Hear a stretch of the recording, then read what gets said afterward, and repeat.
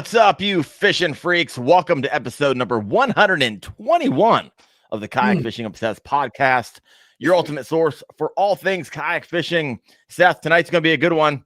We are talking cold water bass fishing with Gene Jensen. You may better know him as the Flukemaster. But before we get there, I want to thank the sponsor of the Kayak Fishing Obsessed podcast, Dark Horse Tackle.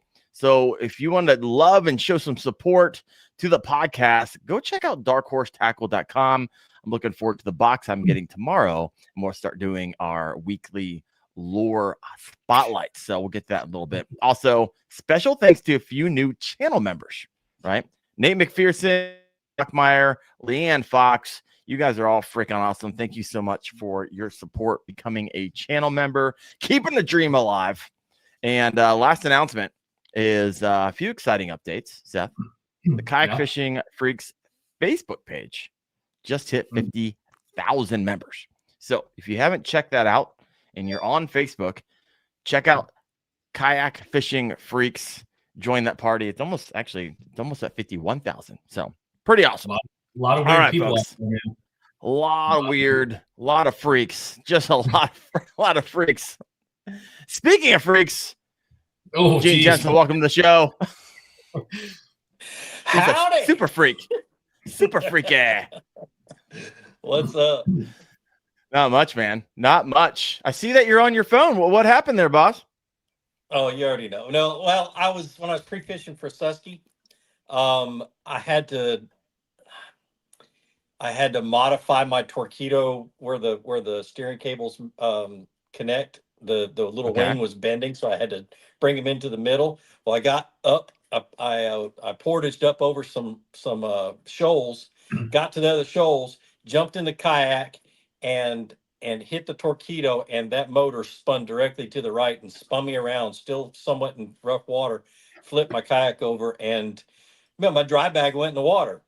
No big deal. Well, I peeled my dry bag out of the water after getting the kayak back upright, and it was completely full of water. So I lost my Sony. I lost one of my DJIs. And luckily the microphones fared fairly well. Another one of my DJIs. So I just had to replace one DJI. And I currently don't have the money to replace that $1,000 Sony. So it's that was a $1,000 dip. Yeah, I use that for my podcast. That's my everything camera, because it's just such a good camera. So I'm just going to wait till I save up the money for the upgrade and go ahead and get the upgrade. So part of the business. It's like 20 videos you got to put out there just to recoup that $1,000. Why do you think he's on the podcast tonight, Darren? I know, right? It's like, oh my gosh, you got to grind. Go on freaking Wendell's podcast. Get that Sony. Exactly. Seth, how you been? Like last week we had the cheater scandal, and so we really didn't get into anything. We were just off the KBF Nationals tournament. Didn't even talk about that at all. So I'm sure we'll talk about that a little bit because I was fishing against Gene. But Seth, we haven't talked in a couple of weeks. How you been? Any tournament winnings recently? No, actually, this is kind of my off season a little bit. We have the Florida events, like the Bass Nations, started up last month, so we have a few events this month, but I'm not fishing those. It's like middle of kids soccer season. It's like early. It's a weird time of year for bass fishing in Florida. They're not pre-spawn quite yet, so they're moving weird. So we're getting cold fronts. It's not a great time to pattern. If you watch like the Okeechobee Bassmaster Opens this past weekend, that's kind of indicative to like what Florida is right now. They're like scattered. They're in deep water. You can scope them, but anyway, it's kind of my off season, so kind of trying to save up some days and a lot of goodwill with my wife and family for next year in the Bassmaster Kayak Series. So I'm like, we'll take it easy in there. Take it easy on the local stuff for now, and then when January hits, we'll be going hard. So yeah, it's kind of that's my least favorite time of the year to fish down there. I mean, it's harder to fish right now down in Florida than in the heat of the summer. I just have a hard time finding them because they just scatter so much. Yeah, so I agree. So we've just been a lot of kids, a lot of sports, a lot of family stuff, and we'll get back at fishing here pretty soon. Did catch a 4-pounder in my pond behind my house. yesterday. That pond is loaded. Gene, if you ever go down to Florida, go to Seth's Pond. Every big fish he catches, he goes and stocks his. I do. I bring them home. I put them in a cooler and I bring them home and throw them in my pond. That's what You John get Cox net used to double do. digits in his pond. John Cox, he would sit there and hand feed bluegill to these 10 and 12 pounders that were back in the back of his. They're so hard to catch. They're so hard to catch. I have so many bluegill. I put like thousands of golden shiners in there, little tilapia. Like there's so much bait fish that like it's difficult to catch the fish. They're in there, but it's hard to catch them. Yep, it's not even your pond. Well, it's HOA. Stocking it. Yeah, I mean that's Florida. Yeah. Anyway. Well, you got to look at it this way. He's probably one of 3 people in that whole subdivision that fishes. So there's a guy that catches my copper-nosed bluegills I put in there. He comes out with a little bobber, but I'm the only one that really bass fishes it, me and my kids. So yeah. Man, load her up. It is like a private. I even scoop in there. I go out there and practice scoping them. No joke. Love it. I love it. So, Gene, we're just off the KBF Nationals, and I know you've been pretty heavy into the tournament scene the last few years. Something I'm kind of dipping my toe into, but man, I feel like a philanthropist whenever I go tournament fish. It's just all money out and zero money in. That's, I know we had a brief. No, what were you saying? I said that's been my thought over the last few years. That's why I only fished the ones that I really wanted to fish this year, and I didn't fish all of them. So, because you went hardcore like one year, didn't you? Is there a story behind that? What was the impetus behind? I just wanted to see where I was. It was all personal. You know, it wasn't to go out and try to prove myself to everybody else, which is something that happened. But to me, I just wanted to prove to myself and see how good I'd gotten against some of the best anglers in the country. What was the end result? What happened? That blue trophy that's over my shoulder. There it is. Things. Yep. Seth has been very close twice to one of those blue trophies over your shoulder. Hold on. And then all those checks. Oh, damn. Trophy right there. So yeah, I mean, it was pretty cool just to see, you know, all these years of doing YouTube and teaching people and learning myself. I just wanted to see how good I'd gotten, and so that's why I kind of took it. I can't say took it easy this year, but only fished the ones that Michael and Damon were able to talk me into fishing. So, all right. And tournament fishing into the future, because it was with me. Like I did the KS this past summer, and it was right after I just became a full-time content creator. And so before then, I would do tournaments, you know, like, oh, let's have some fun. Oh, great. Out of 50 anglers, I'm top 25, lower top 25. Fantastic. Kind of move on to your day. It all changed whenever it became a full-time content creator, because now it's like, oh crap, this is my livelihood. And when I miss a fish, I'm actually really pissed now. A lot more pissed than I was before, when it was just kind of fun money and I had, safe money to go make. So Seth, what are you over there hugging? He's over here snuggling. Two of 3 of us are similar. There's one person that's not like the others here, Darren. Not like the other. To be fair, I've never fished one, so that's we'll true. See. You can't win one if you're not fishing them. I can't. I haven't tried it yet. We'll see. Maybe someday. But my point is, man, it's just like that's a lot of expense that you don't think about to go fish these tournaments. Now, yeah, you're not going to make money doing it. I'm telling you right now, in the kayak industry, you are not going to make money doing it unless you have no other adult responsibilities. I mean, really, it's just, if you do it for fun, you do it, like I said, to prove to yourself what you're doing. With TKS, with Team Kayak Series, I see a bunch of guys do it as friends and as family, husband or dad and daughter, dad and son, couple of brothers, college kids. They come and fish the TKS together and they love it, but they don't do it because you're not going to break even. That's for sure. And you're coming down to Florida this year, I think. Yes, we're going to come down to the Harris chain end of February, early March, I think. Oh boy. Yeah, I don't pick the worst times of the year, bro.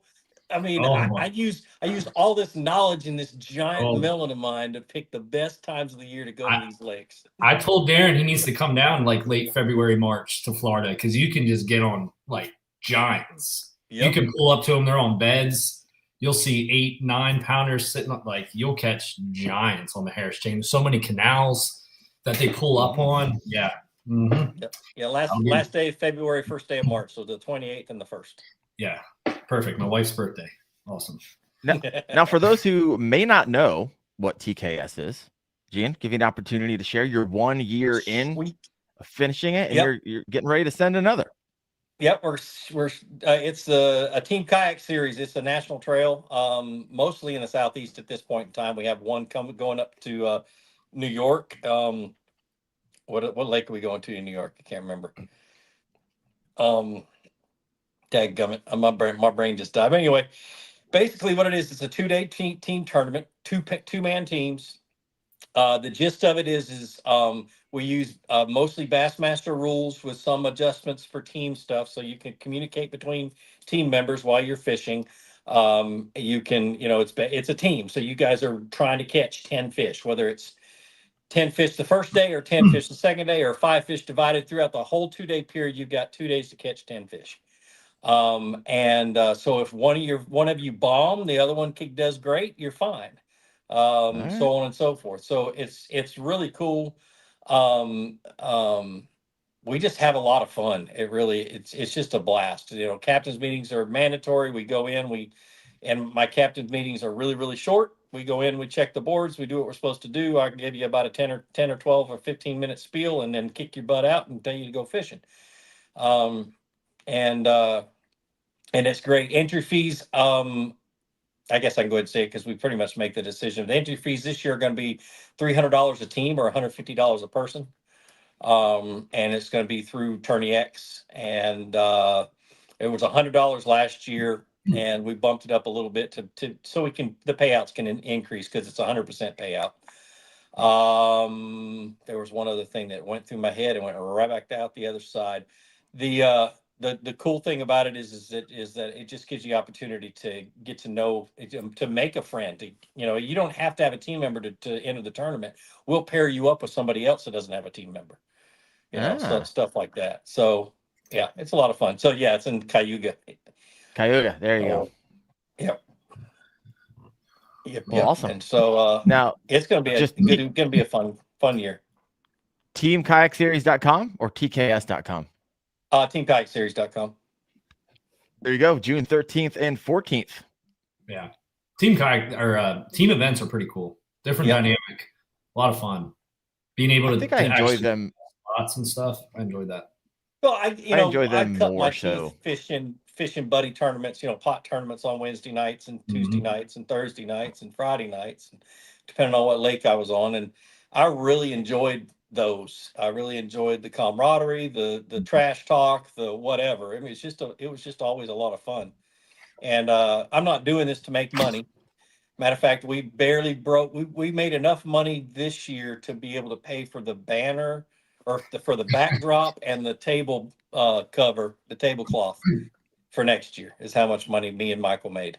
Dang. So because a lot of that money went to pay team of the year, and the money that we made went back to the guys. I can only guarantee 100%, but on the championship, we try to pull whatever money we can, and put it towards whatever we can towards the winnings. We upped the winnings a little bit and gave some to the team, and of course paid our camera girl Emily. So, Gene, that's a lot of time and effort and heartache for a near washout. So, like labor of love, is that what you're looking at here? Yeah, dude, I just want people to have fun. I want to bring back the brotherhood that we always had, and kind of force people to work together and to have fun doing it. So, and to tell you the truth, the teams that were the most successful this year were the ones that worked together the most. They were the ones that were in constant contact with each other on the water, off the water, during the tournament, during pre-fishing. They were the ones and they shared everything with each other. And they were the ones that were the most successful. So that's how you're going to win these tournaments is working together with the other person. All right. What are some unique strategies that you've seen? Is it like, are people have like walkie talkies? Are they using their phones, or are No, they they're just fishing using their close by? phones. Are they different places? So there was one time where Jody and Abby on Kentucky Lake, they were 20, 30 miles away from each other the first day. And then the next day they were fishing the same area, and they ended up, I think they ended up winning that one.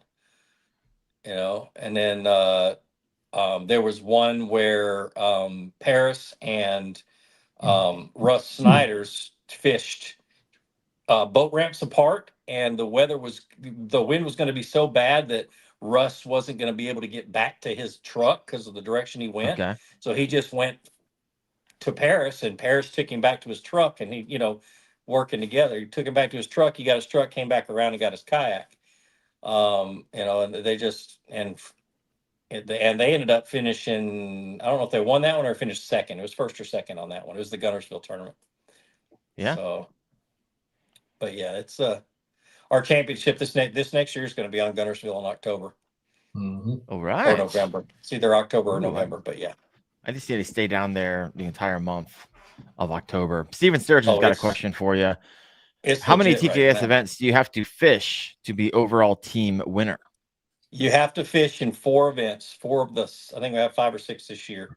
To qualify for the championship, you have to. This is tentative, so I can't tell you for sure, but it's going to be the top 50% of the field per tournament, and then and I think that's it. We haven't decided yet, but it's going to be different than what it was last year. This last year, we were required to fish in 3 different events to be in the championship. I think we're going to change that a little bit so we can have a little bit bigger championship. You're still going to have to earn it. I'm not going to give away a spot in the championship. You still got to do something to earn it. So. Sure, 100%. Speaking of championships, you and I are fishing the KBF Nationals. How did that go for you? Your thoughts on the tournament, the lake, how the lake produced during this time of the year, all that stuff. So the tournament, first of all, because everybody qualified for the last day, I wish he hadn't zeroed out to the last day. It was in my advantage because I pre-fished those first 2 days. I didn't care. I wasn't fishing the other championship, the challenge championship. So I just pre-fished for 2 more days, and it helped me to find good fish. And I caught 220s on that Friday. I ended up 6th on Friday, or on the actual day of the tournament, the last day of the tournament. But I wished I would have had to focus the other 2 days because I enjoy that. That was my biggest complaint, is I wish he wouldn't have zeroed it out. But he did. So, you do what you do. And then it was fun, though. Great tournament. It was, everybody was out throwing chatterbaits on grass flats and things like that. And 100%.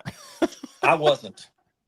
I'm not even 1%. I was skipping docks all day long with a big giant brown jig, and catching very few, but they were the right ones.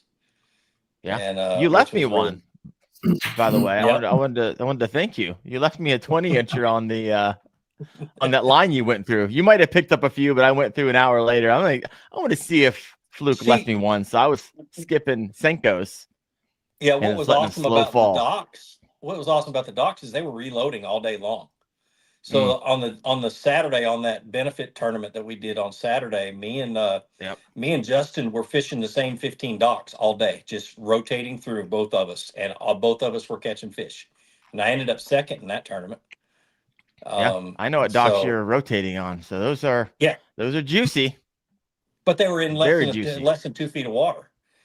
I caught now on the championship day. I caught my 2 big ones on docks that were different, that were deeper, and had open water out in front of them. But that only was a morning bite, and then once the sun got up, I had to move over to the really, really shallow ones, and they would literally just reload all day long. It was cool.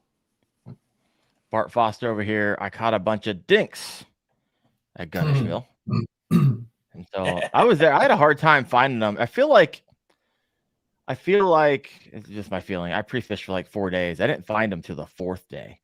And it was almost like either you're in a spot that was holding them. It was like feast or famine. They weren't like scattered and everyone's kind of picking them up. on the championship day, I think the bottom 30 places either skunked or only caught one. And so there was some dead spots. This is something we're going to talk about a little bit later when we start talking about cold weather. But I want to talk about the shad migration and what was going on in Guntersville, especially for those of you who were there. So I got there a week. I went over there a week or so early. It's only an hour and 20 minutes from my house. So I went over there a week or so early just and fished a day and then went back home. But my goal for that day was to find where the shad were in a major creek arm. So I went up the creek arm and the shad were just barely out of the mouth, but not to the middle of the creek, not to the middle third. So you divide a creek up into thirds, first third, second third, back third. And so they were almost to the middle third, but not quite. The majority of the shad out in deep water where you could see schools and schools and schools of them. Yep. But the bass were behind them. They weren't, it was hard to catch them if you had lots of shad around you. If you got back to where they started to disappear on your fish finder and then went up into a grass flat or up into a hump that had grass, they were there. Fast forward a week and the shad had moved to that middle third and were almost heading back towards the back third. And the bass again weren't in the middle of the shad. They were the bigger ones were behind the major shad migration, but not by much. And so I went and I found that major shad migration and then backed up a couple 100 yards and went to the bank and started fishing grass. And I started catching them along those docks and everything that were along that grass. So if I moved up in the front of the shad migration, they were all dinks. They're all small fish up on the flats and things like that, the back flats and everything else. There was an occasional big one, but the majority of them were fairly small. So I kept my concentration barely behind the shad migration. There you go, folks. If you're wondering what in the world was going on, and you were down there fishing the KBF Nationals, or if you watch some of the videos that are probably going live here, you can kind of pair that with what Gene just said. But I was catching them on the Chatterbait in a flat. I mean, I had my chance to get in 94 inches on National Day. I got 89.5. I missed one that could have got me to 94. I couldn't call up my 16.5. And man, I feel like the place where I was fishing, and Gene, I think you know where I was fishing, got beat the crap up. I think I mean, for days, 4 or 5 days of pre-fishing, and some guys are on these holes and they was hammer. Some of the guys out of the place I was fishing were 90s 3 days in a row, just catching freaking everything. So it was a little tough to come in on the 4th day after all those sore lips and find a few that were still willing to bite. Found a few, came up short, had my chances, but it was a good time. Yep. I mean, a couple of those guys had found, actually one in particular, had found a deeper grass flat that was just off the creek channel that had very, very live grass. The grass hadn't started dying off yet. So if you pay attention to Guntersville in the spring, the first grass to grow is always the eelgrass. And then the hydrilla starts to peak up, but it doesn't grow very fast. And the milfoil starts to peak up and it grows a lot faster. But that means in the fall, the last grass to die is the eelgrass. And so in this early spring and the late fall, the eelgrass is where the bass are going to be concentrated at the very end of the grass dying off. And the grass starts to die off about 65 degrees. And when it gets below 65, around at 63, and then down at below 60, it's all dying off pretty much. And so you just you're lucky if you find a spot like that. And his spot was special. I mean, he was catching 20 pluses all the time. You know, and it was pretty much near you.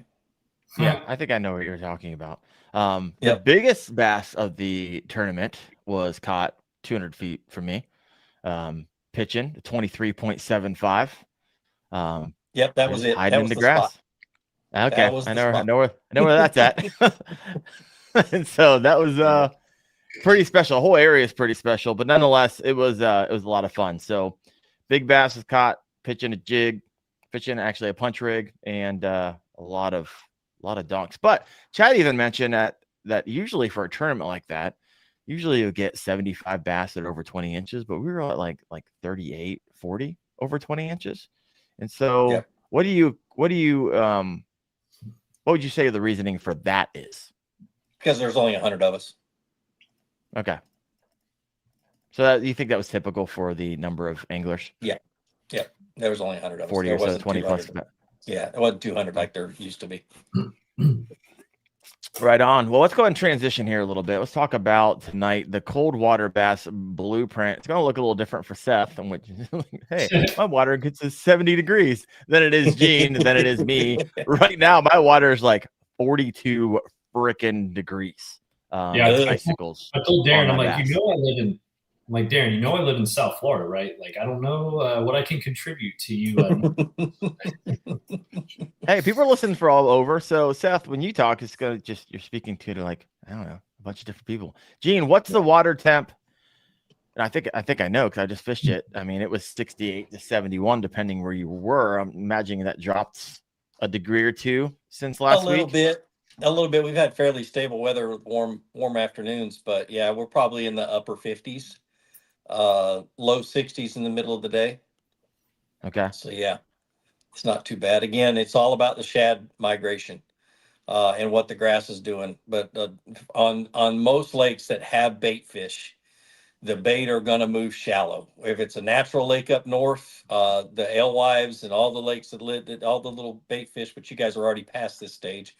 But 50s and into the 40s, they tend to move up shallow onto flats and things like that to feed. And they're following the plankton is all they're doing. Mm-hmm. They're following their food. And so you pay attention. That's when wind is more important than anything, because wind pushes plankton. And so you're fishing there follows, especially this time of the year. Fish. Wind blown points, wind blown banks, stuff like that. And the wind doesn't have to blow for super long to push that plankton. It can blow for a couple hours and you're going to be doing pretty darn good. So, but yeah, that's the biggest thing. I got a whole bunch of notes. Let me know in the comments if you're listening in. What is your water temperature and where do you live right now? So I'm curious. So I'm curious to hear that. Keep going. Gene, I'm sorry I interrupted you there. No, so when the water temperature's in the low 60s into the mid 50s, so 50 to 60, and I'm just going to go off my notes so I don't miss anything. You want to focus on those shallow flats like we were doing at Guntersville. They were just starting to move into those shallow grass flats really hard during that tournament. That's why you did so well there, and I had a really nice grass flat up at Dry Creek that I was fishing. That was a good, I could always catch a 19-incher there at least, but it'd take me an hour or two to weed through the 16 and 17s to get that 19. Wind blown points, and then drains that feed into creeks. So you got the flat, and then you'll have a ditch or something, some type of drain or a ditch off of that flat or in that flat that runs out to the creek. And they'll be in there. They'll really school up in there. This one spot that I had my flat right up top, and then off of that flat and to the left was a point, or was a hump, a real shallow hump.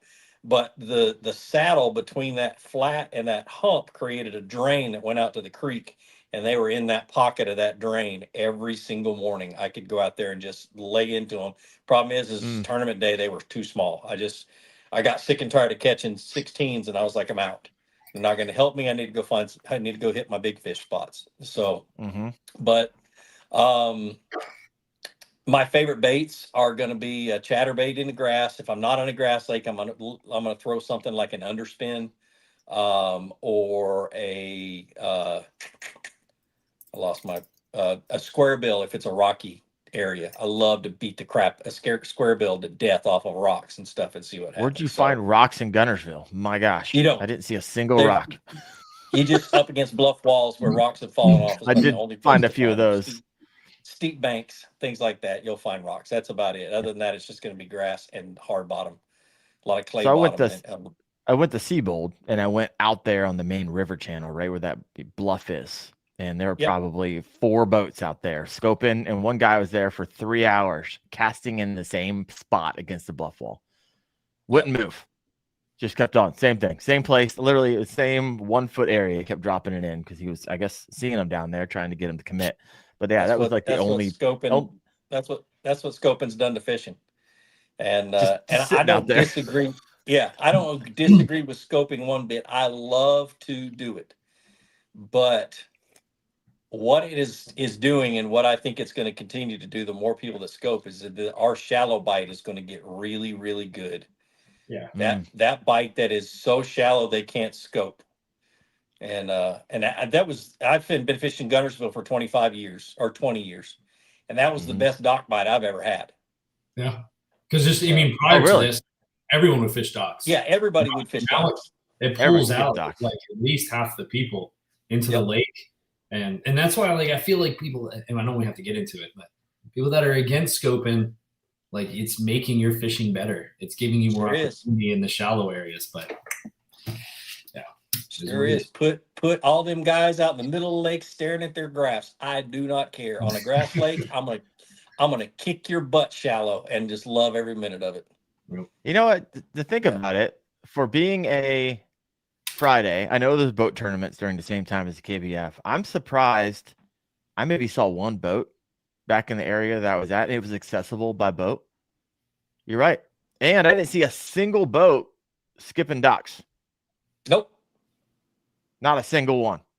But when I would drive the causeways, I would look out to my left and right, and there'd be 7 or 8 boats all looking down.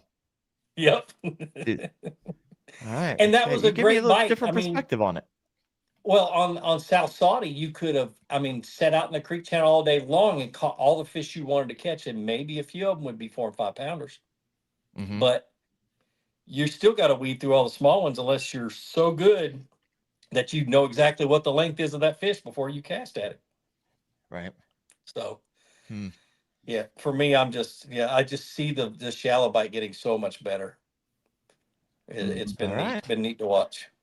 That's kind of fun. I got a bunch of people giving us their temperature. So you got 10 killer with 67, 58 to 60 degrees here in the Ham, 47 Connecticut.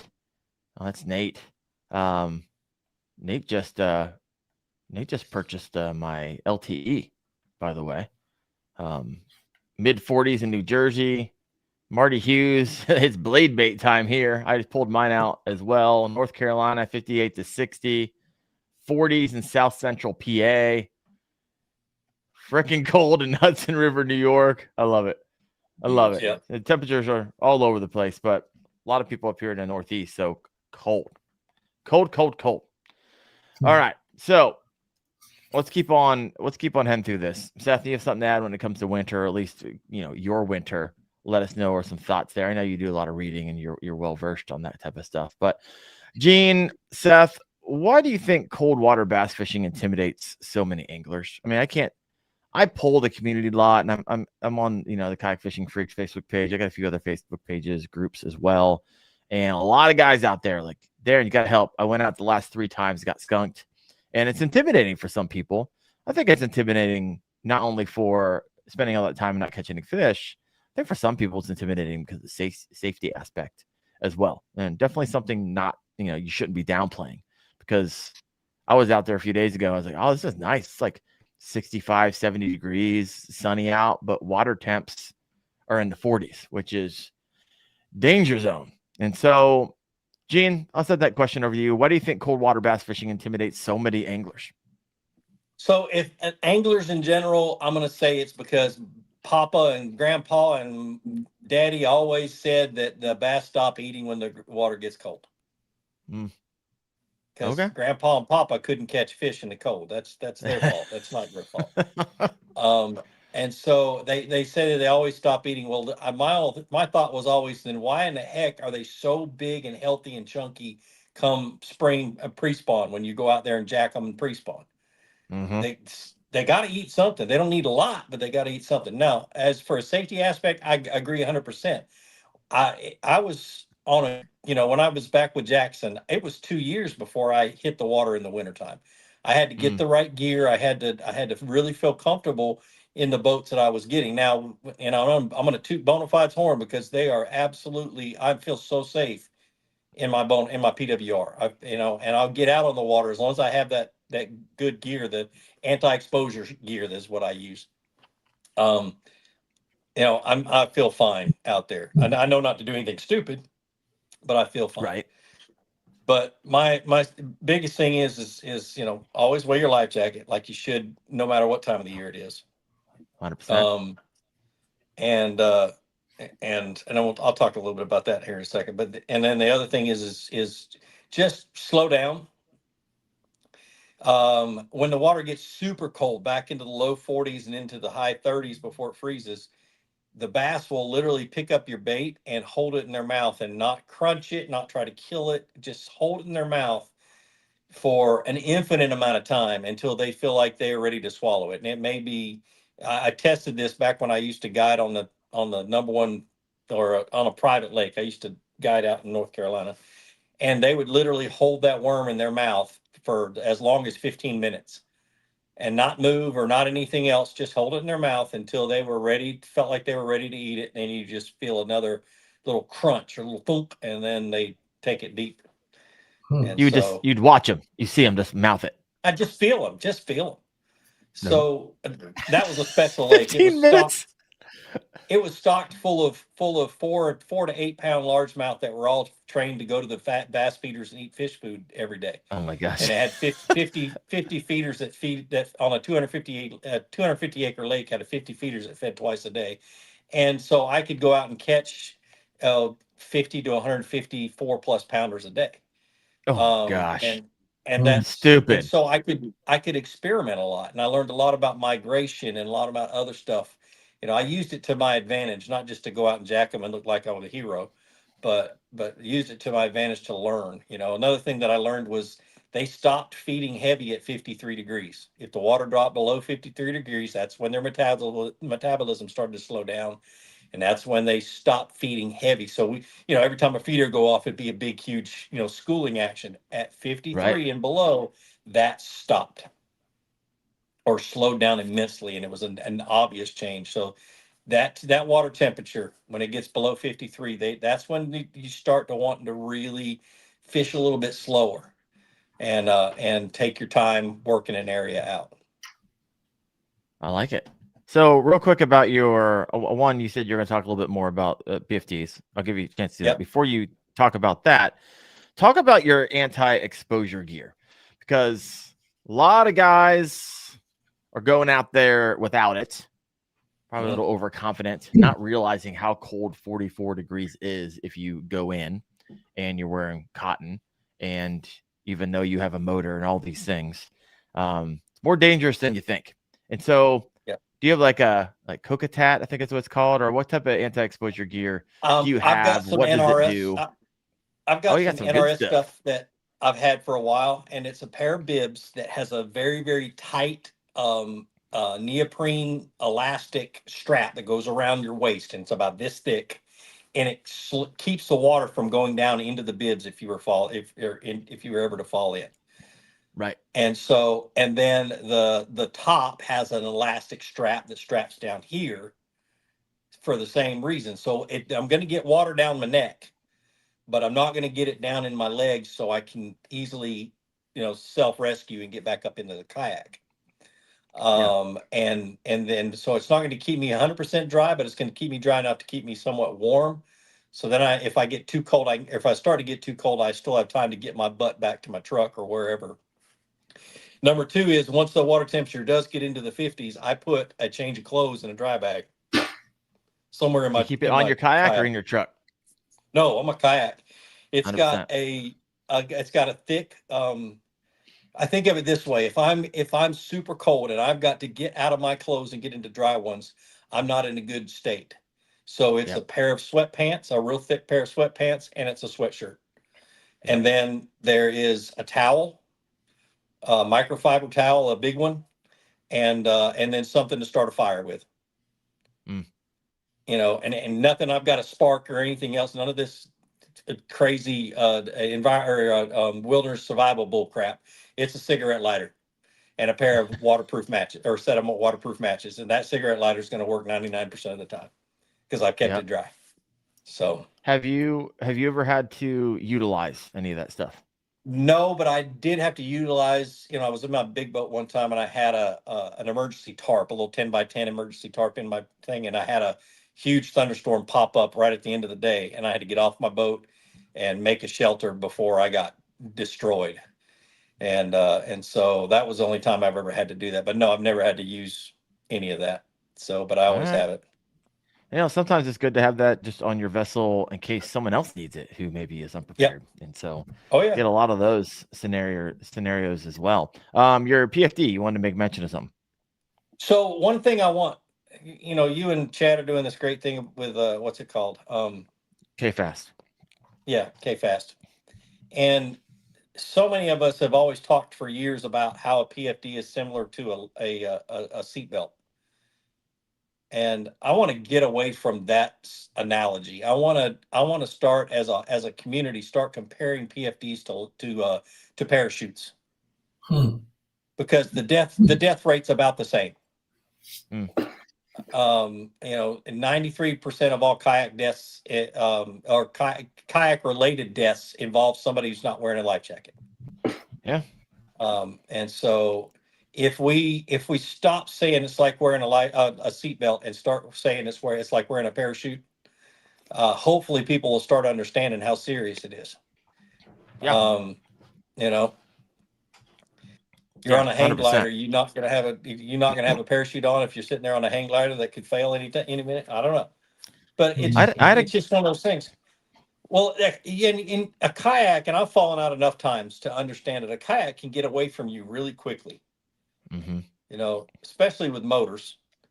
But the biggest thing is and if you haven't done it this year, you need to do it as soon as the water warms up for you, warm enough for you to swim.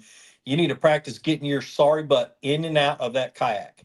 So you jump out and you climb back in, and you jump out and you practice climbing back into your kayak. And there's a technique to it, but and get to where it is second nature to you.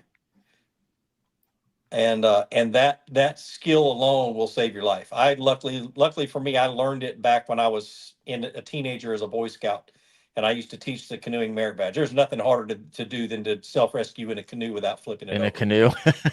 Oh, it is so hard. And if you can do it in a canoe, you can definitely do it in one of our kayaks. And so, but yeah, and it's just one of those things that we just need to keep harping. And I understand the don't share, the pictures if somebody didn't have a life jacket on. I'm one that's going to go up to you if you're on my body of water and you don't have your life jacket on. I don't care if you're sitting on it, if it's sitting behind you. I'm going to be the one that goes up to you, and I'm not going to be afraid to say, hey, put your life jacket on, because I don't feel like saving your life today. Yeah. And that's part of it. If you guys head over to the nowhereNoShare.com and look at that pledge, it's not just about not sharing someone else's content. It's about proactively, just what Gene said, entering into conversations that are positive, don't get in arguments, but making it the norm, right?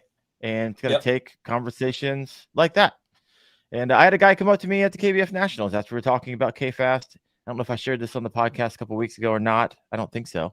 But he came up to me and was like, I wouldn't be having a conversation with you right now if it wasn't for my PFD.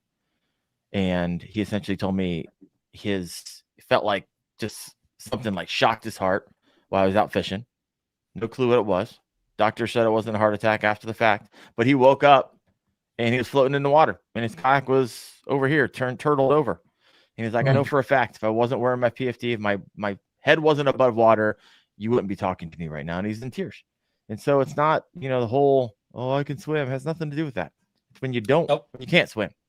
All right, let's move away from that. But before you do so, head over to nowhereNoShare.com, sign that pledge, read it, and let's make kayak fishing safer. Because as I said at the KBF, in front of all the guys, the sport has grown and outpaced the safety training that comes along with it. And unfortunately, we're hearing in the news on a regular basis the end result of that.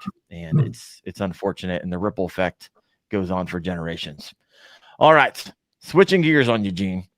So you kind of answered some of this when it comes to cold water fishing, but what is happening to the bass metabolism as water temps plummet, and what's the biggest misconception anglers have about bass in the winter? Now, we kind of touched on it, but if you have any different angles you like to approach, you're like, hell yeah, that kind of triggered this thought. I'd love for you to share that. So their metabolism does slow down. They don't move as fast or anything else, but the thing is, if they eat too much, it will rot in their stomach and kill them, and they'll basically go septic and it'll kill them. And so but they still have to eat. They just don't eat as much and as often. And so they're going to try to find the biggest ones are still going to be eating the bigger baits. They're gonna try to find the easiest meal that they can find that they don't have to move very much. They're gonna move out when the water temperature gets into the 40s. They're gonna move out of along the creek channels. They're gonna move out to steeper banks and drops and kind of ledge fishing. Your steeper points that have the creek channel that runs up against them.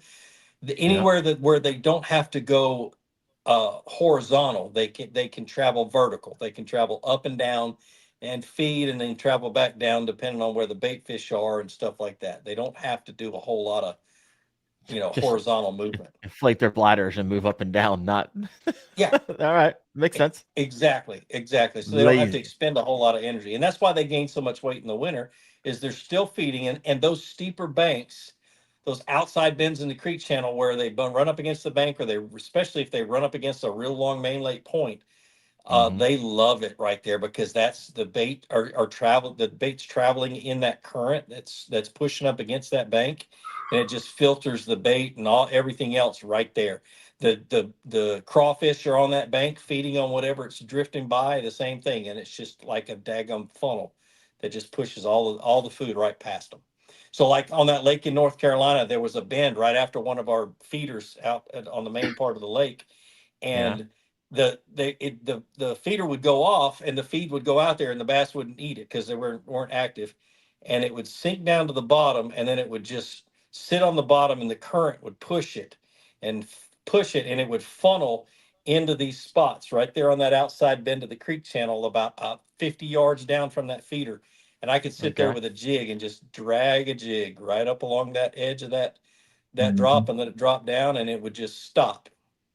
And I'd pull tight and it'd feel like it was stuck on like a piece of grass or something, and it was just a big old fish hanging onto that jig. This place sounds magical, by the way. What do you said? What are you feeding these bass? What I mean, it's like spreading it out. Purina produced a food on our lake that's now called Aquamax largemouth, but it was invented and developed on our lake. And this was when I say private, it was $1,000 a day per person to fish this lake. Whoa! Oh my gosh! It was for rich people. That's all it was. It had a private. Is it still No. It's now a wedding venue, but it was right in the middle of when the market crashed and everything back years ago when the housing market crashed and everything else. This is right when they were going, so it was hard to find clientele. But they had put millions of dollars into this lake to be able to make it the way it was, and it was known as the #1 bluegill lake in the world. Because with all that bass food and stuff going in the lake, our bluegill got to be an average of about massive. 1.5 pounds. Enormous. And 1 in 20 would be 2 pounds plus. Oh my gosh. So we all need to rent out the wedding venue and just go fish it. Yep. It was $1,000 a day. Like I said, I learned a lot. I just was soaking everything I could about bass and how they acted. They were F1 tiger bass that were feeder trained, so they had a Florida strain in them. Okay. And Seth, they acted just like Florida bass. Yeah. Even though it was in North Carolina, they acted just like Florida bass. They loved those sunny days. They loved blue. They loved black and blue. They loved June bug. They weren't too fond of green pumpkin, but sometimes it's just one of those things where it's just they were Florida bass. And it was pretty neat to figure that out. So if you're ever on a lake that has F1s or has Florida strain in them, they still like the same colors they do down in Florida. It's weird. Whew. I wish I'm kind of sad, like a moment of silence that place is no longer in existence. I wonder what the bass are like now. What would you say? How many? That was, my gosh, 20 years ago. 18 years ago. If they stop feeding them, that means the bass ate every single bait fish that was in there, and it probably stunted their growth. And it's probably in very bad shape right now. Mm-hmm. Well, that's a big bummer, Gene. I'm really hoping you're saying those things are like double digits and stuff, but nope, because they slowed down the feeding. They slowed down the feeding once, and the shiners that were in there disappeared. in about a month. Fascinating. And so, yep. Big fat bass. I love it. Misconception. You kind of answered the first part. What's the biggest misconception do you think anglers have about bass in the winter? Or did you kind of answer it already? I did kind of. I think the biggest misconception is they just don't think they feed in the wintertime. Yeah. You know, I think that's an old tale from way back when we didn't have good electronics. So, and to be honest with you, you have the lake to yourself up here in Ohio right now. My gosh. Oh, here, like, I mean, Guntersville will be the same way on cold days, on those best days of fish. They're not going to be anybody there from here on out. I mean, not very many. Yeah. So even though it's a lot of people popular switch lake, over to deer hunting, right? and then everybody and their brother's going to be throwing an Alabama rig out in the middle of the freaking lake. So that is true. Yep. I'm gonna be dragging a jig. This was interesting because unlike up here in Ohio, there were very distinct feeding windows on Lake Guntersville. I mean, I saw bait shad balls that had their own zip codes. They were so freaking big.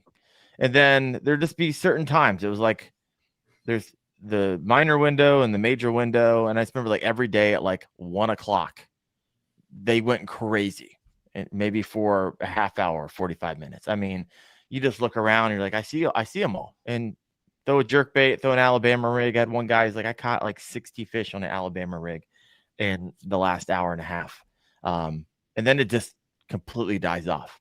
And so do you track feeding windows? How much stake do you put into those? Something I think I need to pay much more attention to. Some guys are like, I just go when I can go because that's when I can go. I won that trophy right there paying attention to feeding windows in the summertime. Okay. So I put a lot of, and it was a feeding window that was not in the solunar feeding times that you see on Bass Forecast. Breaks down the juice. Yeah, it was very interesting. And the tournament, the video is out there somewhere on my YouTube channel. But we found on the last day of practice, the last 2 hours of practice, where this school had pulled up on a point, and me and Damon were pre-fishing together, and I started whacking them on a crankbait. I mean, one cast after another, and we had struggled the whole day.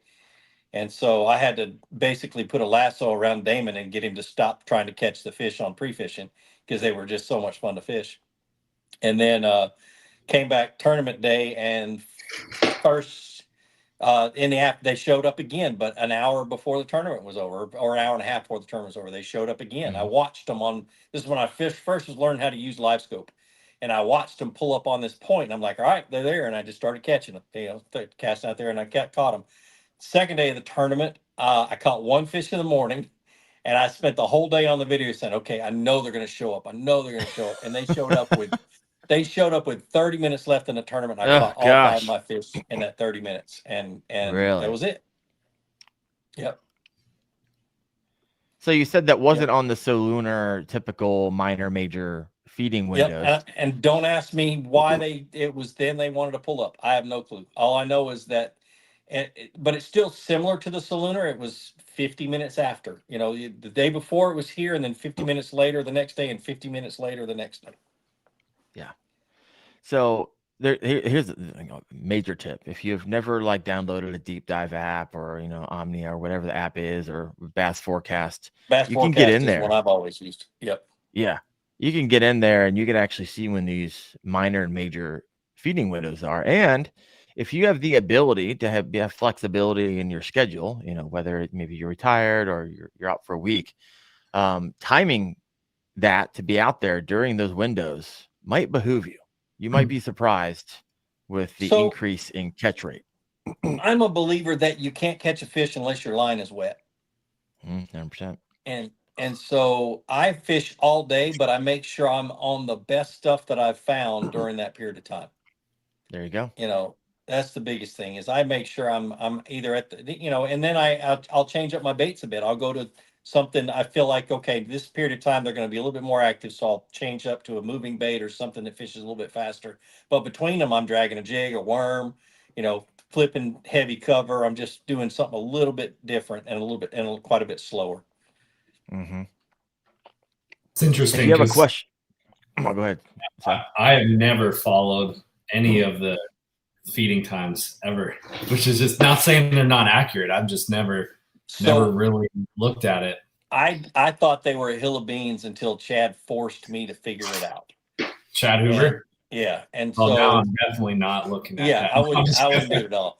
But the biggest thing is just pay attention to when you catch your fish, and at the end of the day, go back and look at the lunar tables and see if it matches up. It probably does match. It's just something I've never really. I just try to put myself around fish like as much as I can throughout the day, because you can see them too. Like when you scope, you can see how they're reacting. Sometimes they react positively. Most times they don't. So that might correlate with those times. I've just never sat down and put it together, So here's another one I want to freak you out with. Pay attention to what days of the month you catch your biggest bass.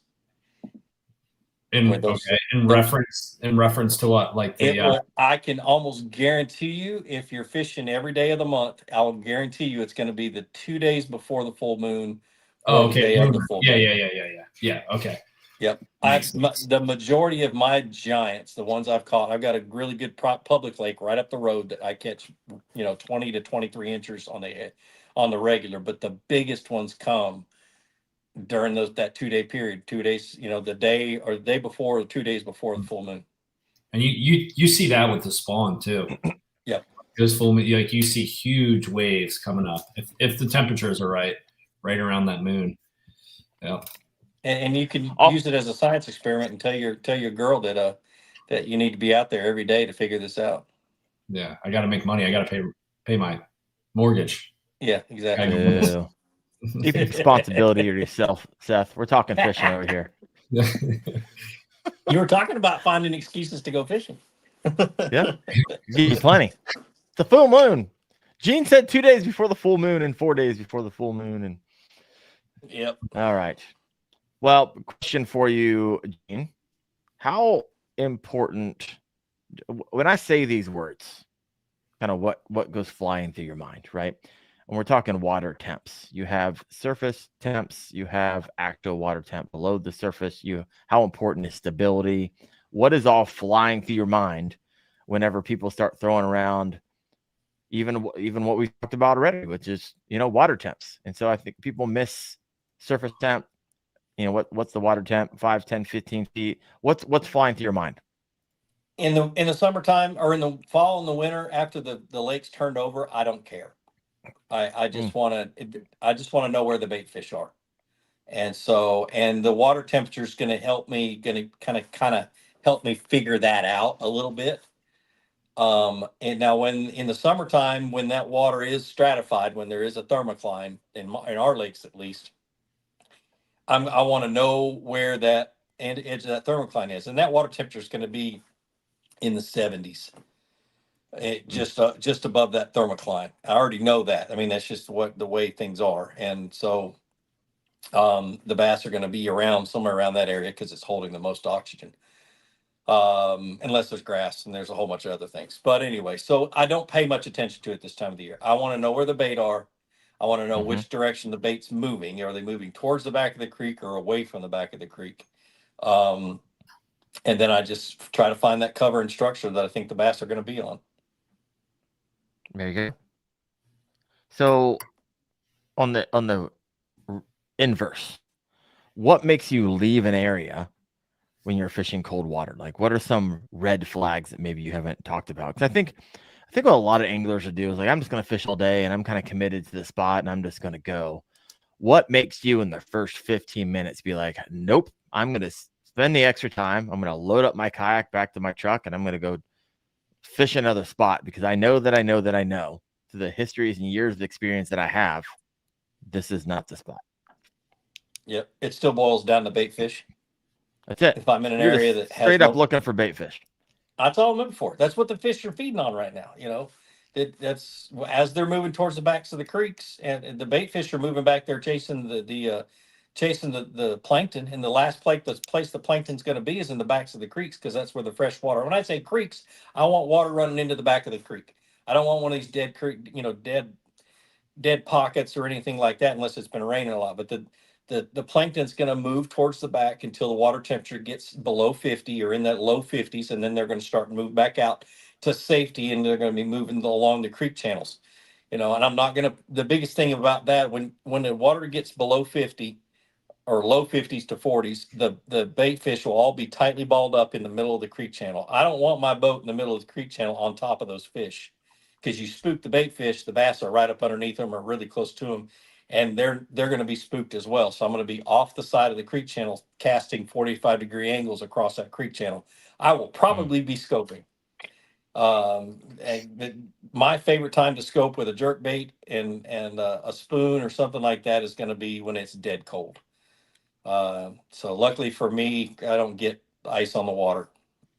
So, Yeah, but yeah, it's just, we do have a shad kill. When the shad kill is that when there's a big shad kill, I just go home. But our water has to they're get basically down falling to in the mouth of the bass at that point. Oh, I fished a tournament, one of my first kayak tournaments here in Rome, out on Rocky, which is where I fish all the time anyway. But I was throwing a jigging spoon. It was it was a blade bait, or whatever they call it, a gay blade, and throwing it down, letting it drop on the bottom, and 2 casts in a row brought up a freshly dead shad off the bottom. Oh wow! And I'm like, and they're this Piled big, up down and I'm there. like, this is the crap. This is what I'm competing with. I'm done. I packed it up. It was, water temperature was in the 30s, air temperature was in the 20s. I was freezing to death. I went and put it on the truck and I went home. It's like, I am not going to do any good in this tournament. And so those bass are laying on the bottom like this, just with their mouth open. Thank you very much. Thank you very much. So let's talk a little bit. Let's go tactical a little bit. Let's talk about confidence lures. Let's get specific. You've talked about jigs. You've talked about blade baits. You've talked about chatterbaits a little bit. However, those are fairly general. So let's go, because, man, there's a gazillion types of chatterbaits out there. So if you're fishing flats in the eelgrass using a chatterbait, also, when we're out in the water and we were fishing around each other, I wouldn't say we're fishing together, you're like, it's all right, because no one fishes a chatterbait like I do. It's like, I'm going to have Gene Jensen on the podcast in a couple of weeks. I'm going to have to throw that back out there, see if he's willing to kind of share how he fishes the chatterbait. It's a little or a lot a bit different than everybody else. So that was a lot. Walk us through specific lures, and if you want to, share the juice on how you fish the chatterbait. So the bait that I'm going to try to fish more than anything else is going to be a jig. Okay. And in the wintertime and in the cold water, everybody wants to downsize their jig. I have never seen a small crawfish in any of my traps in the wintertime. I used to trap crawfish all the time just to see what they look like. They've always been bigger crawfish. And I don't think a big bass is going to pass up a big crawfish. And I catch giants all winter long, dead stick in a jig, or throwing it out there, bringing it to that rock or that hard cover or that drop, and just letting it sit there. Now, should I? Yeah, trying to decide whether I want to tell you this. You should. You should. 100%.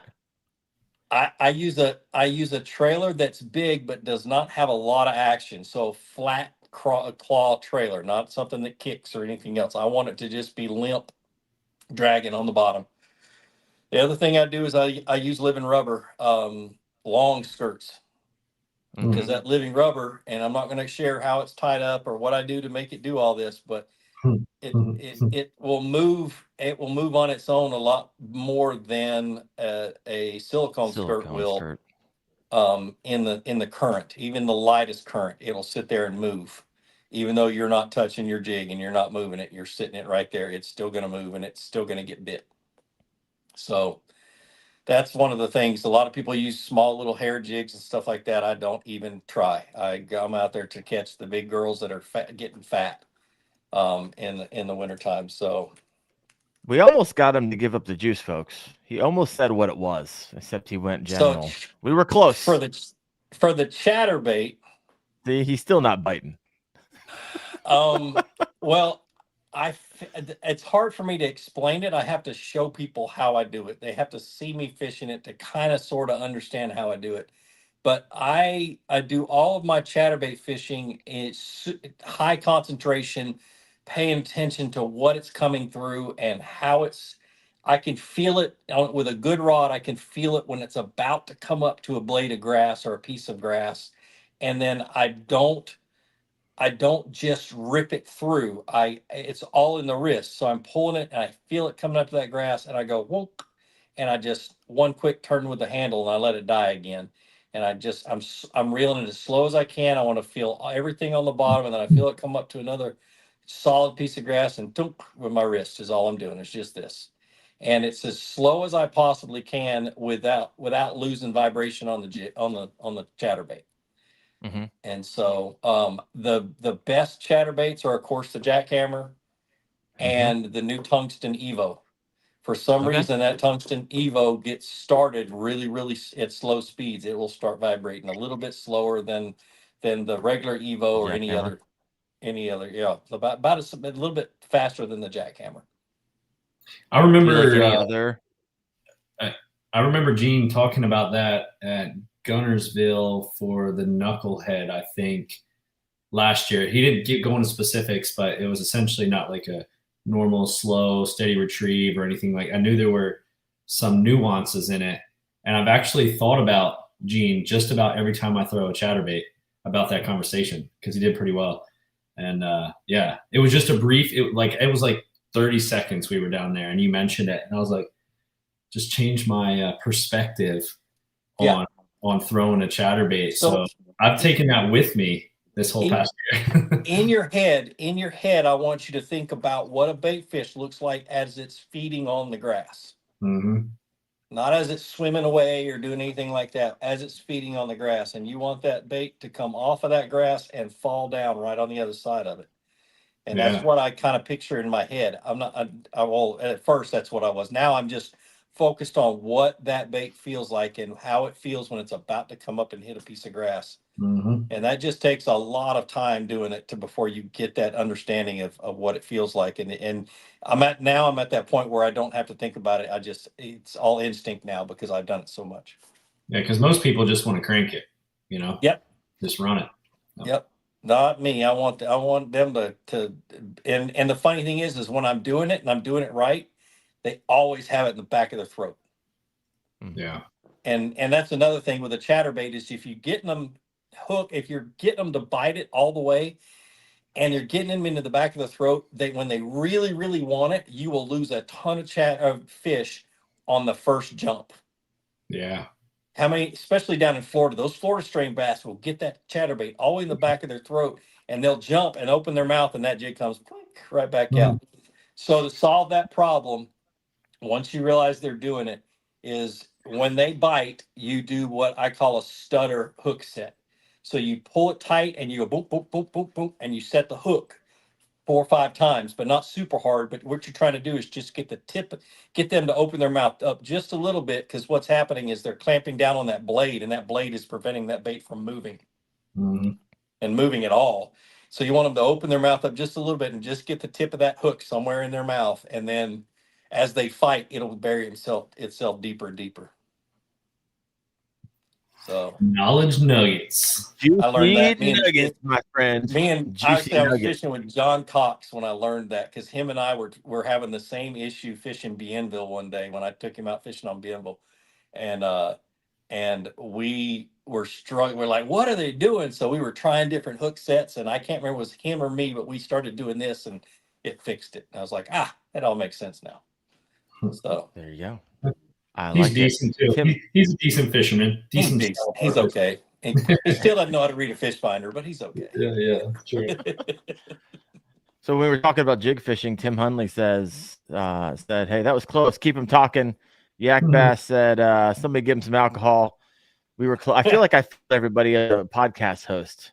He gave us some juice, but not the specifics. That's as close to alcohol as I get right there. That's the close.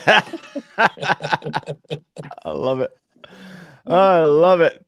All right. So I make my own jigs, so it's not a brand, and so I've been making my own jigs for 25 years. It's the Gene Jensen brand. Yeah, one of these days I'll start selling them, but that means I got to stop doing anything else and start making the daggum things for everybody else. It doesn't sound like a whole lot of fun to me. I'll be completely honest with you. Nope. Making baits. No. Nope. I No, like to thank fish you. too I'll much. let someone else do that. Yep. Well, if you had a question for Gene, we will get to that in just a moment. Got a couple more questions. Any other lures that make your winter arsenal? Now you talked a So little yeah, bit about I'll spoon. I'll I'll I'll say a few of them. So, a minnow rig, so basically a Demiki rig. You Mm-hmm. know, a flutter spoon, a jigging spoon, something to vertical fish for, and then a Ned rig or something small like that, and then of course a jig. That's my winter box is literally that big. It's all it is when Tiny. the water gets down really cold, and a jerk bait. But I do that. I don't typically do that until spring, until it starts to warm up a little bit. You know, late January, early February is when I get really confident with a jerk bait. So, and for me, I think it has to do with the fact that I feel like they're feeding up more as that water starts to warm up. Mm-hmm. And then in the dead of the winter, they tend to pick things off the bottom a little bit better. Any specifics? You ripped through a bunch of lures there. Any like favorite brands, like your spoons, or like Cotton Cordels, or the different type of spoons, or the Ned rigs? I have it just all depends. I got 5 or 6 different. I don't like to make them any longer than 5 inches, but I don't fish the really tiny ones either. So 4 to 5 inch spoons. Can I hold you up real quick, Gene? Yeah. So spoon fishing is something that I've seen the elite guys do. I think it was just on Okeechobee they were doing. I was kind of watching, kind of not watching. How do you fish them? I know we can talk about cold water, but like, does it have to be a vertical presentation just because of the way they're built? Or like, how do you, like, let's just say if you're looking at it on scope, what should that jig be doing to attract, or not the jig, that spoon be doing to attract that bite? So I have 2 different types of spoons. I have a flutter spoon. So those are the ones that are a little bit, they're rounded and they're scooped out. And then I have a jigging spoon, which is flat and it's better a vertical presentation. So if I'm throwing it up into an area that's 12, 15 feet deep, and I want to stay away from the fish, I'm going to throw a flutter spoon. And that the biggest thing to understand is, well, first of all, the rod you're going to fish it on is a medium heavy fast or a medium heavy moderate. Something like, I like a medium heavy fast, a long medium heavy fast. I'm gonna have 15 to 17 pound test fluorocarbon, and I'm gonna throw it out. And you got to understand, when it's fluttering down, it's also fluttering away from you. Okay. So it's going back into the fish. And so I throw it out, I let it sink all the way to the bottom, I pop it up, and I drop my rod to a slack line, and I let it flutter back down. And typically they're going to bite it on its way down when it almost gets to the bottom. If they're on the bottom, if they're suspended up, of course, they're going to eat a little bit higher. But you're going to see your line snap, and you're going to feel it in that rod, even if that line is slack, because they hit it so hard. So that's the biggest thing, is just it's going to understand it's going to be going down and away from, and I just let it get off the bottom, and I pop it. I usually would give it 2 pops off the bottom and let it flutter on its own back down. So it's kind of like a reaction bite. They see that almost like a bait fish falling, they come just smack it. Okay. Yep. And when you how close do you, I mean, obviously it's based on visibility in the water, but when you're looking at them, I'm sure you've done it on scope. Yep. When it drops down, do they ever follow it down, and then as soon as you pick it up, they hit it? Like when you pop it, or how does that? Typically, if they follow it down, they're going to hit it when they get to the bottom. Okay. And they're going to hit it on the bottom. I don't think I've caught maybe 1 out of several hundred that hit it on the way up. Interesting. Yep. Okay. So most of it's cold water fishing stuff. Amazing. Down there. Okay. Yep. Good to know. Whole new world for you, Seth. Yeah, well, I've seen it. It's just not something that's in my arsenal. So like that's maybe the next thing that I start working on. But like, what's your favorite flutter spoon? Oh gosh, Nichols makes some good ones. There's one brand that they sell at Bass Pro that Jim Ware fishes, and I've got several of them, and I can't remember what the names of them are. But just as long as they have a good hook is the biggest thing. But the nickel spoon, and then I've got a video that I shot in the fall several years ago, where I was actually out testing some baits for 13, the crankbaits that they came out with. I was testing the prototypes, and I went across this school that was on this 12-foot flat, and I just saw one fish and then another fish, and they were really scattered quite a bit. And I said, those are bass.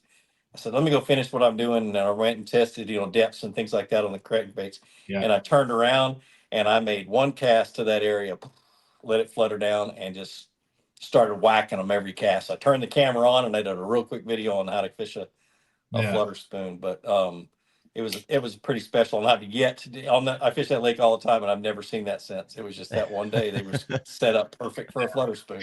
I'm always looking for anything. I'll use it down here in Florida. I'll use it. I would too. When they got offshore like they are right now and pre-spawn, I bet you a freaking flutter spoon would kill it. Anything that, especially because when I can see them and I've thrown other things, they're not working. So like anything that you can throw that's kind of different than what they're seeing, or you can get a reaction bite or something out of them that could be effective. So, and you want a wide flutter spoon for down there because you're still fishing fairly shallow water. Right. So a slower fall rate. Fall rate. And also know that when it's doing this, it's going to feel like a bite until you figure out what that bite is. You get used to it. Yeah. Yep. Right. Yep. Cool.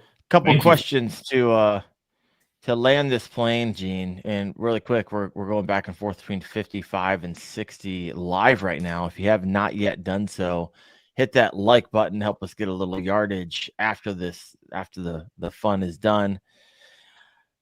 How important are sounds and rattles in cold water for you? I've done really, really well with rattles on jigs, and okay. But my thought with rattles on jigs is it's better to have it than not. So it never hurts to have it. Okay. And good so I keep a good supply of rattles and rattle bands in my box just for that reason. I like it. And what do scents matter? Because I know you use scents. Do scents you think matter more in cold water when bass have a tendency not necessarily just to smash it, but maybe come up and check it out? Yes. Yeah. Especially, I think it's really important because it helps to keep it, for them, because you're not going to feel every bite, especially when they get super cold. Mm-hmm. And so you want them to be able to keep it in their mouth, and whether it tastes like food or not to them, I think any scent that covers up your human scent is going to be good. Mm-hmm. Or anything else that you might have gotten on that bait.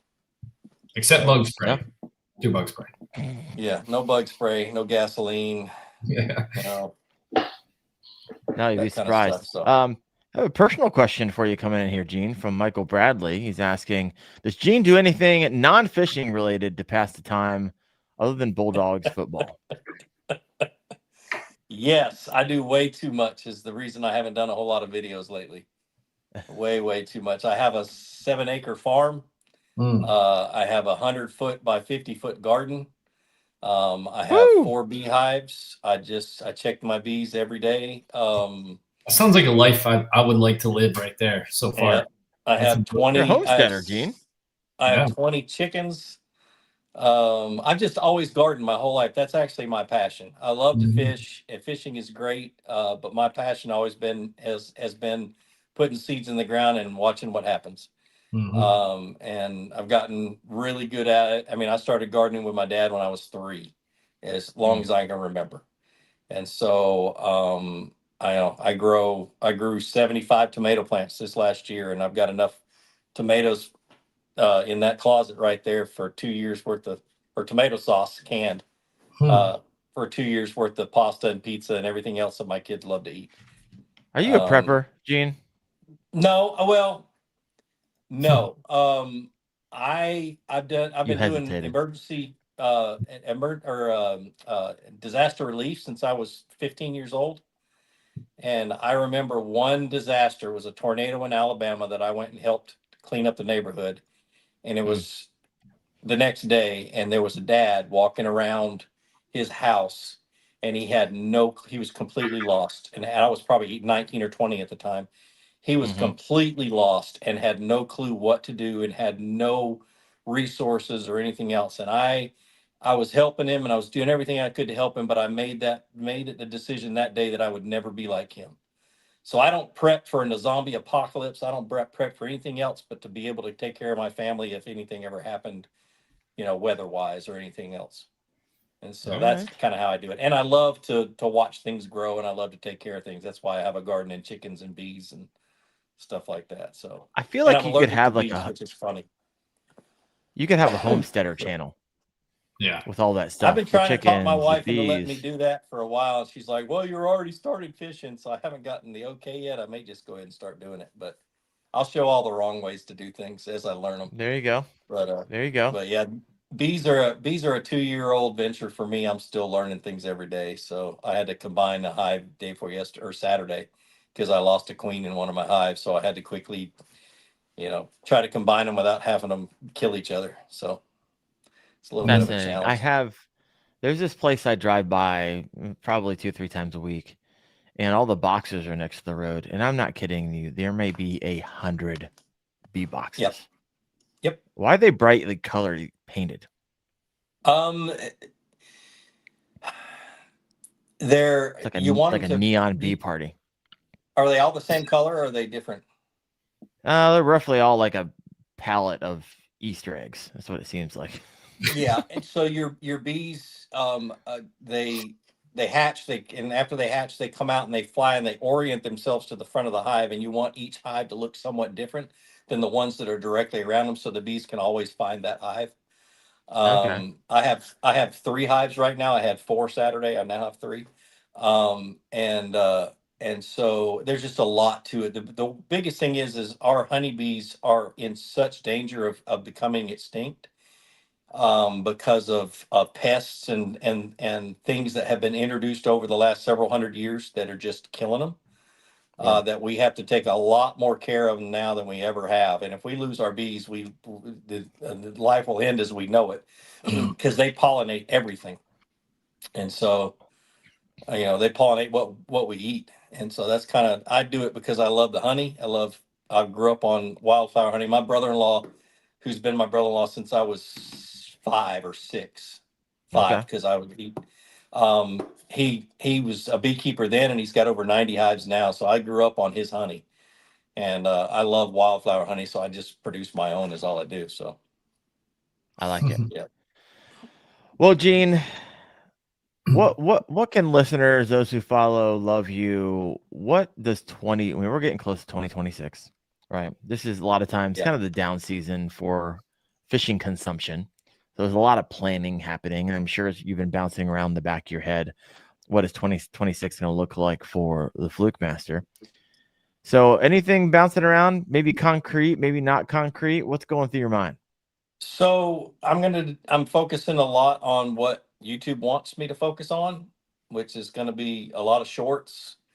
My long form is going to be planned to where I can break it up into more understandable shorts, so you're not left wondering at the end of the short what the hell I was talking about. And then I'm going to be focusing a lot on TikTok because TikTok is where the money is right now.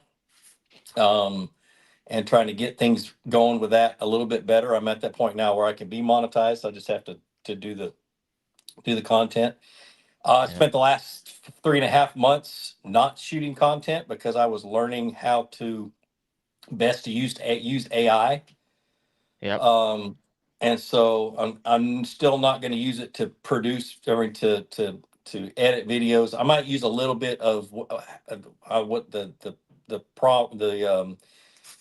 the program that my son is using just to clean things up and stuff like that, but never, I'm trying to try not to use anything that's going to fake it or, that kind of stuff. I hate that kind of stuff, but mainly for planning, research, things like that. I'm learning how to use AI to my advantage just to speed things up a bit. Cause I want to produce a ton of content in 2026, more than I ever have. And, come on. which means I'm going to have to do all the editing myself. I'm going to have to go back into that little hole of mine where I'm just, nobody else can bother me, leave me alone, drive everybody else in my life nuts as I do that. And which means that I probably won't have a garden this next year. I probably won't fish a lot of tournaments. I'll run TKS and I'll do what I do, And so, and then the other project on top of that is Michael and I are trying to start a new channel that we've got the LLC and we've kind of created the channel a little bit, but it's not live yet. But we're going to try to start a little travel vlogging, kind of a fun little thing as we travel around, that we make content called Dad Bods and Fishing Rods. And so just where we just hit the subscribe button in my head. Yeah, we're just going to do fun things, as we travel and try to go to these really cool fishing destinations that don't get a lot of play because their bodies of water aren't big enough to hold a tournament, or just, these great places to fish that are a little out of the way, or people have never heard of because they're not tournament waters. And so one of the things I want to do, what Michael wants to do, is he wants to do like gas station food reviews, where he does a little food review because it's a gas station. And I kind of played off of that. It's like, dude, I'd like to do gas station bathroom reviews. Oh boy.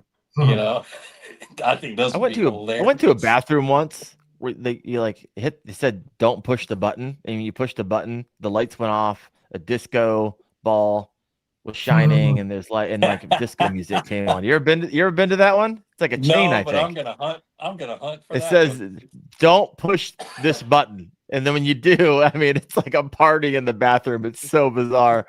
It was on the way down to Guntersville 2 years ago, and I did a short on it. Probably still out there in the universe. My gosh, so good. That's hilarious. Well, folks, I'm looking forward to that, Gene. I'm excited for you. It's not 100% yet because I got to get him away from a lot of tournaments in order to be able to do the kind of stuff that we want to do, because he gets so focused on tournaments that we don't get it done. And so it may or may not happen, but that's the plan anyway. Yeah, 100%. Seth, you got any questions? That was the spoon question. I'm glad he wanted to. No, man, I don't really fish a whole lot of cold water right now.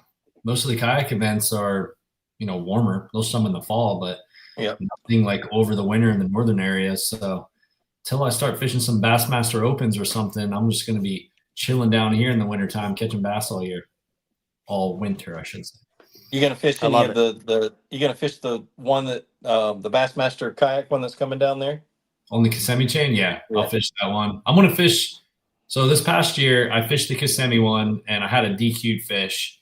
I'll make it quick. Had a DQ'd fish. I was in like the 50th, 60th. So it was on the second day. It was a duplicate. So I didn't even upload another one because that was going to be my only event I fished all year. Well, I ended up going to Dale Hollow and getting second.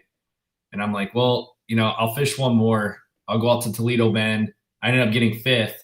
And had I just entered a 10th fish on Kissimmee, I probably would have. Well, I would have. I did the math. I would have won Angler of the Year. So I was like, dang, that was a painful, it doesn't matter situation. So I think this year I'm going to fish at least 3 to see where I can stand. And, the second year kind of running them and see if we can do it AOI, maybe go to the Susquehanna on the 4th event, but we'll see how it goes. So, but yeah, I'm going to try to also fish the team event down here and some other ones.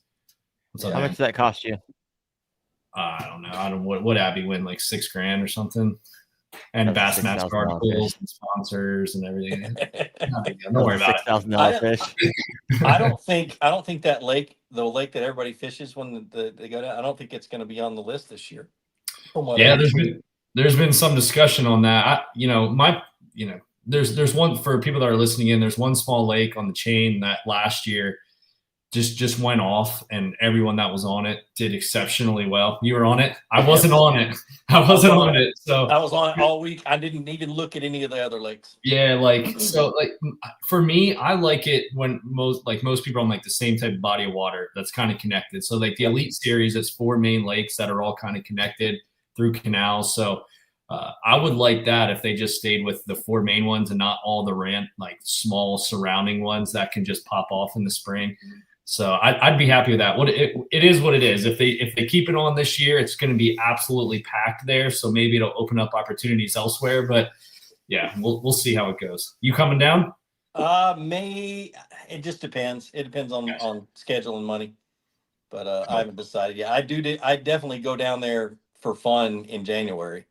I usually go mid-January all the way till I have to be home February 11th because that's my anniversary.